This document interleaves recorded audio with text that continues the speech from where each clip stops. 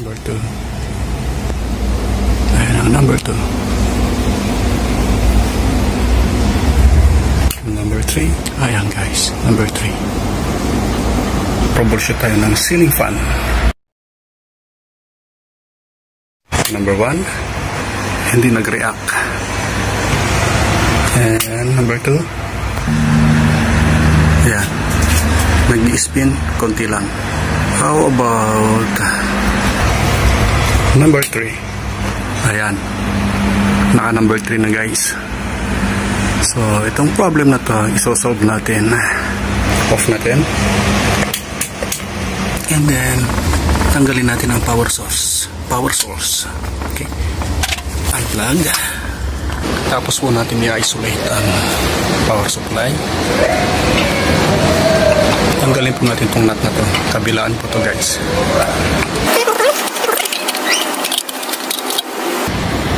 Ito siya guys. Weak ang spin ng ating ceiling fan. Hindi naman siya maganit. So check natin tong capacitor niya.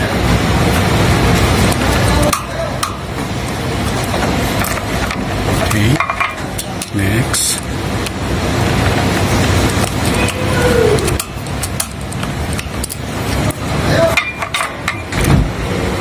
Ayan guys, ito yung ating capacitor na tinanggal. So hindi na readable guys ang kanyang value. Ang nakikita na lang is 500 watt, 50-60 Hz. So i-check natin siya guys. Ang pag-check nito, kung meron kayong multi-tester, set po natin sa capacitor reading. Okay, ang una, ito yung resistance reading guys. Select lang natin siya. Next is buzzer for continuity, and then i-press nyo lang. Then ito lang guys, for diode checking. Dito tayo sa isa pa. Okay, pag lumabas tong NF, meaning nanofarad, dito tayo. So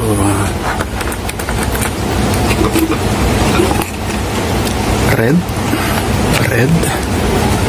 black ang test prod sa common, at itong ating alligator clip.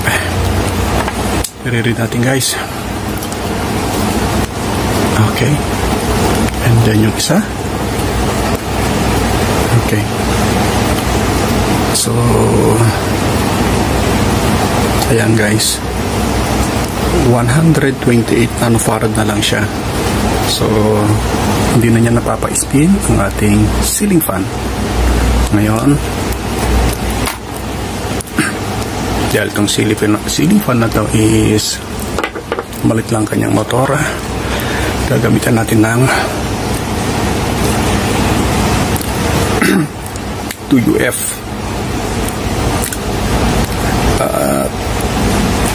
Ang kanyang back is 450 back, 50-60 Hz din siya.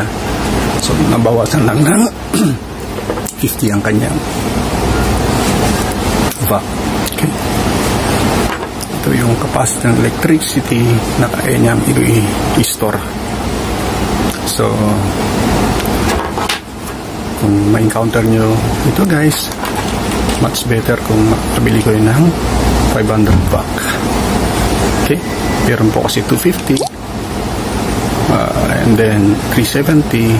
Mas preferred ko po ito, malaking pack na to, dahil yan po yung kaya niyang i-contain, i-store electricity para i-start ang ating motor. Okay guys, ito ang ating sasalpak. Bago natin salpak, kunan din natin ang reading. Okay,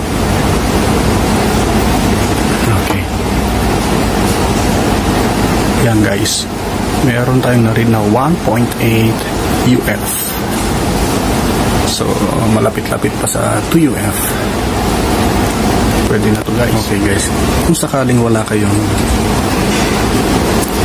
tester, itong isang paraan na to, ang pag-check ng capacitor is medyo risky lang po siya. Dahil dadirect natin ito sa 220. So to do that, papasok ko siya dito. Yan. And then i-on ko lang siya. Then within 1 second, tatanggalin ko na siya. Okay? Okay. On. Tanggal. Okay? So yung sa loob ng 1 minutes na yun guys, meron ng electricity na nag-store doon. So pag shorting ito guys, tignan nyo kung gaano kalakas ang kanya spark. Okay. So malakas siya. What if yung defective kanina? Off muna natin.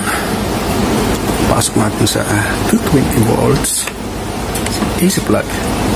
And then on. Tanggalin natin. On. Okay. And then pag-spark natin guys, nakita nyo guys, konti lang yung spark nya. Again. Okay. Ito guys ha. On. Okay. Pinatagal natin ng konti. Then pag-spark natin siya, tignan nyo yung spark nya. Tignan yung spark. Yeah. So pag wala kayong tester, ganun ang gagawin nyo guys. So meaning weak na to. Siya nga pala guys, doon sa fan motor kanina, ganito yung wiring diagram nya. So sa gustong i-take, ito siya. So yung capacitor guys, connected sa starting ng ating fan motor. Duman lang siya sa connector. At yung isang terminal ng capacitor is connected naman sa black na wire, which is yung ating running. So si common automatic line siya. So going to power supply or sa electronic control. Bakit kailangan po natin ng electronic control?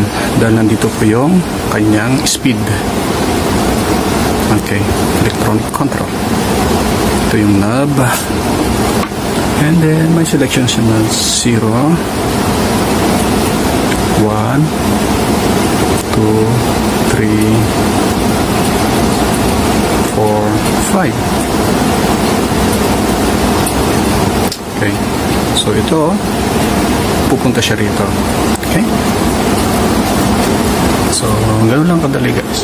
Kung saan yung tinanggal yung capacitor, doon nyo rin nila babalik. Kung sakaling di pa kayo marunong mag-reading ng SCR ng fan motor. So, let's do it.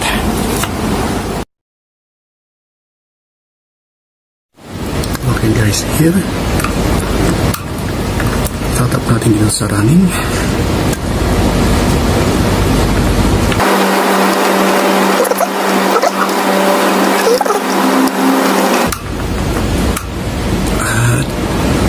Yung isa, connect natin dito sa tapat ng red. At as usual, higpitin natin siya.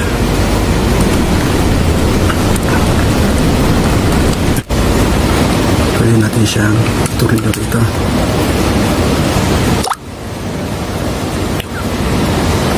Okay. At ingatan natin na pag nag-spin, huwag sasayad dito.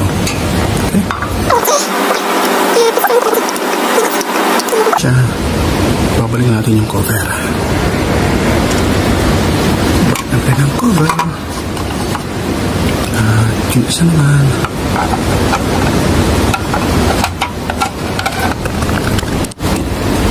next is yung kabila naman.